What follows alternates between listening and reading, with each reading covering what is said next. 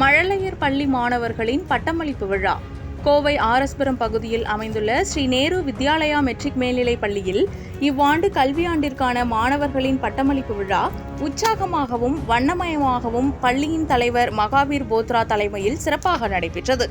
பள்ளி வளாகத்தில் பலூன்கள், அலங்கார விளக்குகள் மற்றும் வண்ண கொடிகளால் அலங்கரிக்கப்பட்டிருந்தது. பார்ப்போரை வியப்பில் ஆழ்த்தியது. இந்த மழலையர் பள்ளியின் பட்டமளிப்பு விழாவிற்கு வருகை புரிந்த அனைவரையும் பள்ளியின் முதல்வர் ஜி. பங்கஜ் வரவேற்று பேசினார்.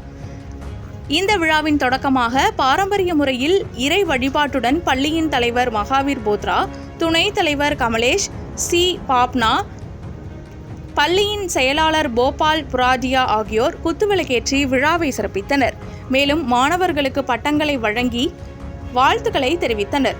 மழலையர் மாணவர்கள் பட்டமளிப்பு ஆடை அணிந்து மேடையில் வரிசையாக வருகை தந்து தலைமை விருந்தினரின் கைகளிலிருந்து பட்டங்கள் மற்றும் சான்றிதழ்களை பெற்றுக்கொண்டது.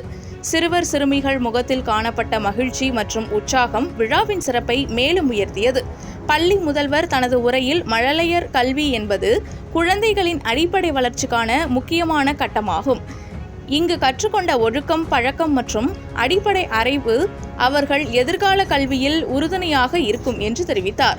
மேலும் மாணவர்களின் திறமைகளை பாராட்டி அவர்களின் எதிர்காலம் சிறக்க வாழ்த்துக்கள் தெரிவிக்கப்பட்டது.